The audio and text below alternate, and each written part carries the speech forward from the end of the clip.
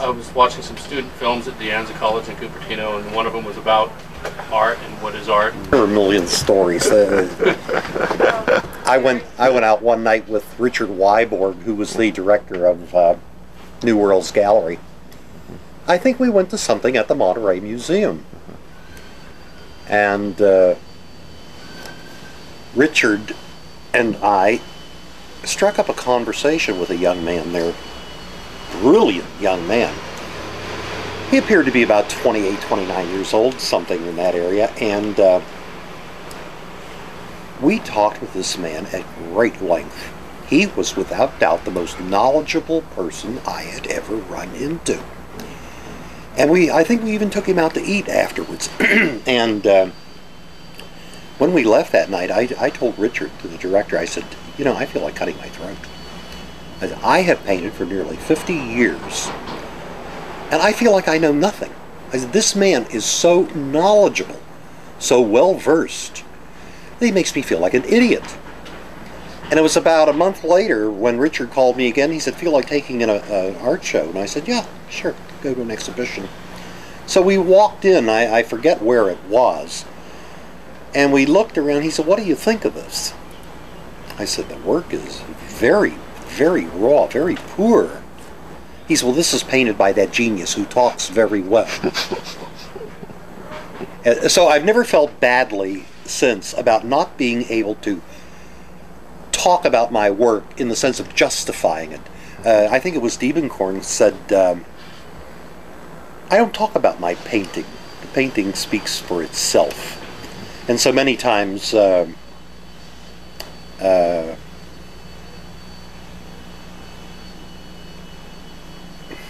lost my train of thought. Okay. Well, let me hit you with this one, Called Louis. senile.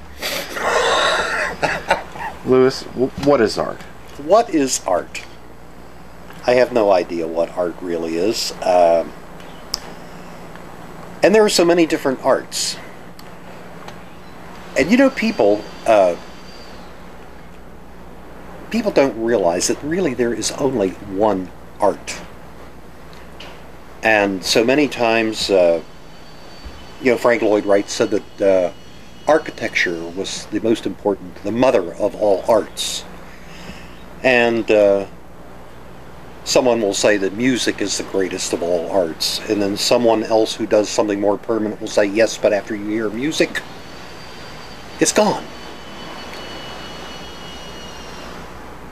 I think people expect me to say that the visual arts, painting, is the greatest of the arts. And I do not feel that way. And I had to decide one time what I thought was the greatest of all the arts, and I think the greatest is language. The greatest is language, beyond the shadow of a doubt. The written word, the spoken word? Language. The art of language. Well, what do you think the function of the artist is in society, I mean? To document, to present another picture of what's happening, and he chronicles what's being done in a society. Sometimes he's not very popular.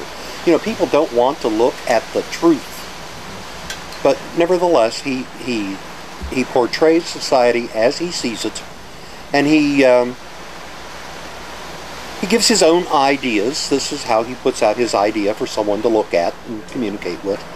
And I think that's probably what art really, the most important facet of art, is to chronicle and document a society. That's the thing that seems to live in our society much longer than anything else. Believe it or not, you're in total agreement with the director of the Monterey Museum of Art. That's exactly what she told us yesterday.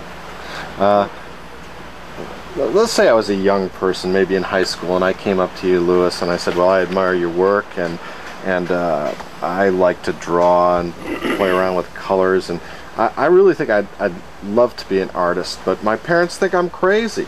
What would you tell them? The most difficult thing in any situation in this world is to listen to one's own heart. My parents were very unsophisticated, good salt of the earth farm people. And I painted from the time I was a child, and they were reasonably proud of it. It was kind of a, oh, isn't that nice attitude. But when I started getting serious with it, but aren't you going to get a job? And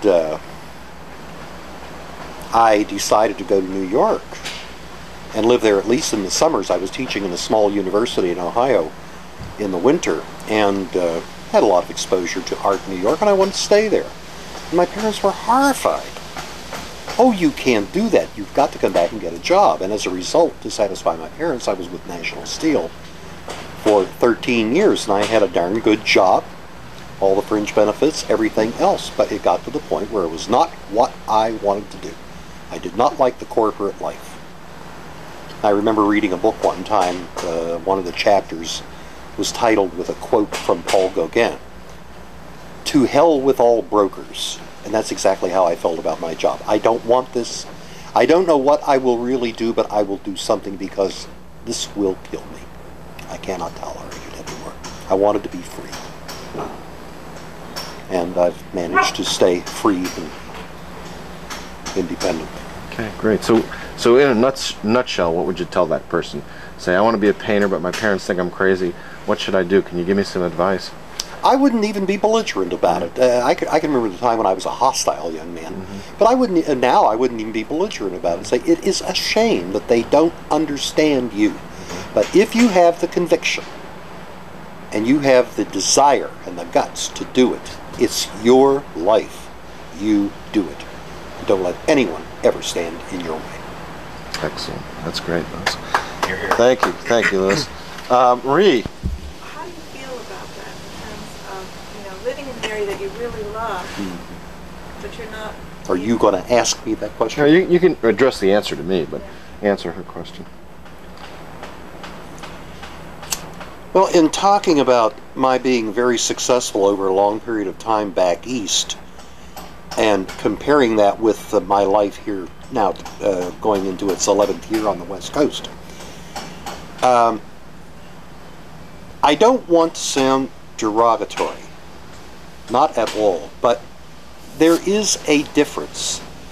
In the East, there's a difference in the level of sophistication. Now, I don't mean to say that there are not people here, or there are people here who don't have the intelligence to appreciate good painting.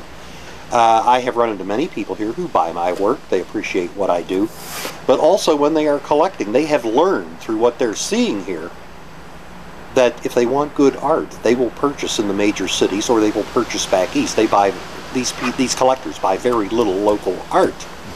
And when I compare the difference between the East Coast and the West Coast, it's the same comparison I use with the Orient as opposed to, say, the United States. It's a different kind of culture. It is an older, more sophisticated culture. For all that New York is and all that New York isn't, it is still the center of the art world. It happens there. And when I look at a lot of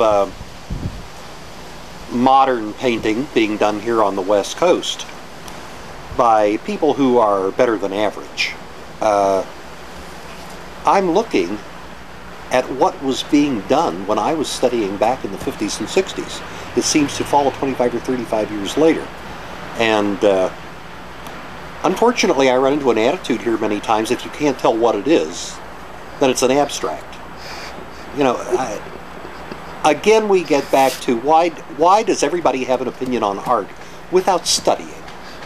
Why don't they learn something about it before they criticize? But there is a large difference between the East and West Coast as far as I can see for what I do. My work is very much more accepted on the East Coast than it is here. And I have been told by galleries in this area, take your work out of my gallery, and have even had people say, you're no good. I go, why am I no good?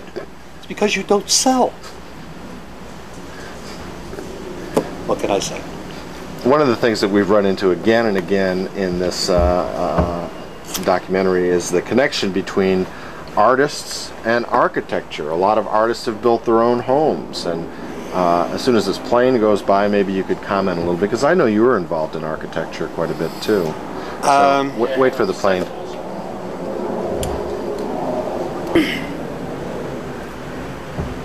Okay. Art and architecture. Art and architecture. Many artists are very, very good at in the field of architecture.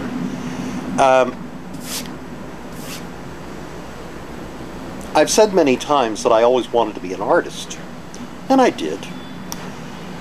But my primary goal when I was a very small child, I don't know why, I wanted to be an architect. And I remember for my 8th birthday, I asked for a drawing board, plastic triangles, an architectural scale, and a T-square.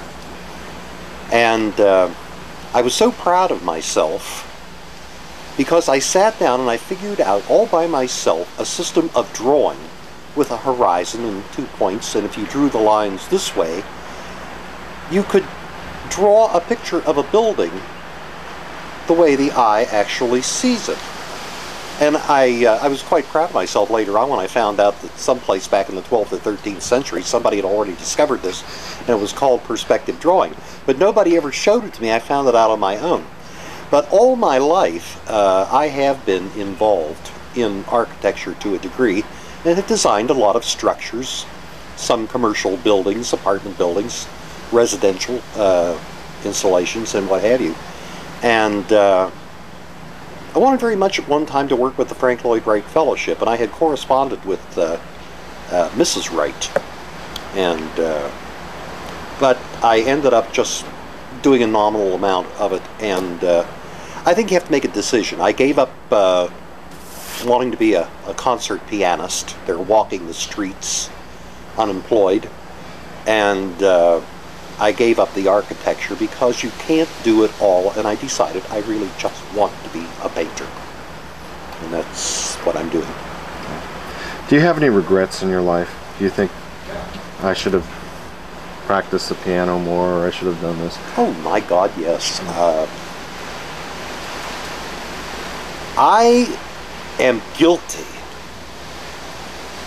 at times of catching myself living in the past. What if I had done this? What if I had done that? If I hadn't done this, if I hadn't done that, my life would be, I don't know that. And yet, I sit here today and say, I am the sum total of everything I did, right or wrong. And it did, I'm a slow learner in some areas, and I can't go back and do it over. Why waste the time worrying about it? Use it as an experience and go on and do it better the next time. The hardest thing I ever had to learn to do in my life, I was raised as a child who constantly felt guilt over something. If my parents didn't get along, somehow it was my fault. And I had all of this guilt, and I applied that to myself. And I got rid of that. Give yourself a break. You've made a lot of mistakes. That's why they put erasers on pencils. Just don't do it again. Do better. And that's, I live a very easy life now. I'm not so hard on myself. Just before the ship docks, Sam goes to one of the stewards or something. He said, "What's bon appetit mean?" He says, in French, it means good appetite. He's telling you, enjoy your meal. He said, "Gee, that's nice." So, you know, what happened? They sat down the last day, and Sam looked at the Frenchman and says, "Bon appetit." The Frenchman looks back and says, "Sam Ginsberg." I noticed your signature's not in any of these books. Oh, You can one say, hey, that's time, not one of a mine. racketeer back, he's Philly Matucci. His wife hired me to decorate her house. I sold her paintings. She says, "Can you paint a mural?" I said, "Sure." She said, "I always wanted a mural in my dining room."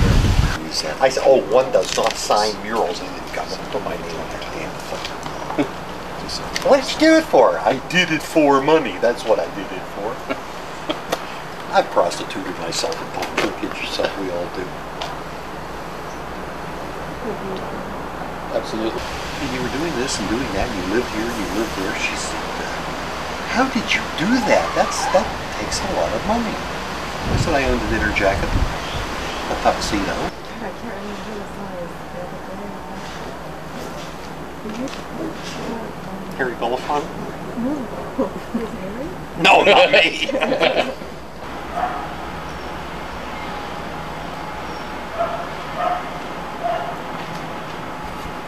Amazing sculptor. He didn't used to sell anything, and the only way he made any money was on commissions. But he had a small warehouse full of everything he ever carved, and it was overpopulated. But he wouldn't get rid of anything. Have you been in the Panthy, Lewis? He did the sculpture there. Oh, really? Right. Yeah. Very nice. Now, who's the man who did the dolphins at the conference? Emil Norman. Norman. I can't think. Every time somebody says Emile to me, I think of that Emile Lumiere that Les Lottie used to promote around here. He was supposed to be such a good friend of Picasso and Gauguin, all these people, and I never realized. And my friend down the street, Mrs. Megabucks, has got one hanging right over at the end of it. What is it? Is it like Picasso? I think it's very cool painting or something. There was a painter in Paris who was, I've seen articles on him, I've seen his work at the Museum of Modern Art. His last name was Kisling. Mine is Kesling. And our name was Kesling, Kiesling, before it was changed. And we do have relatives who spell their name K-I-S. And of course people see Moise Kesling. And a lot of people have said, people who are knowledgeable will feel like something. I know some things about Zubigniew personally that I don't admire. So I'm a little prejudiced. But they showed him conducting. And the different people in the Lord was there with hammer nails because this kaleidoscope of images doing the mills below. And I looked at it and he was on with all this technical crap, and all Rick Darabont is proving is that he went to school. He knows all this terminology. Never once have I ever seen the general feeling of a painting or how it impacted the viewer. The story was like, it's all, well, the third brushstroke from the left was a slight bit of this side. And had been trained to look at with music too.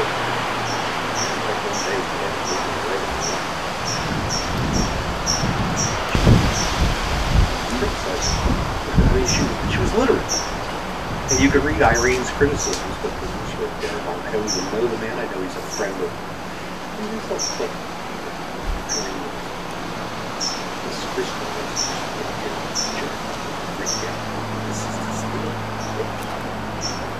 This is not the goddamn museum, and it is not the Monterey Aquarium.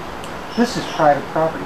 They can download it. Oh my God! Look at that! Oh Christ! I wouldn't have that hanging around. This was awful. And my sister-in-law made everybody's sister-in-law paint. She does watercolors. She does oceans. The water looks wet. That's how good she is. Looks like real water. It looks like a picture. Good. So We're talking about what some people think is art. If it looks like a picture, it's art. If it looks like a photograph. The one where I was over at the health department getting my annual checkup, and I picked up a brochure down there and a little bit, and they did. Oh, and then they didn't come back? No. This was in the show. Oh. That's the one that's on the cover of the book.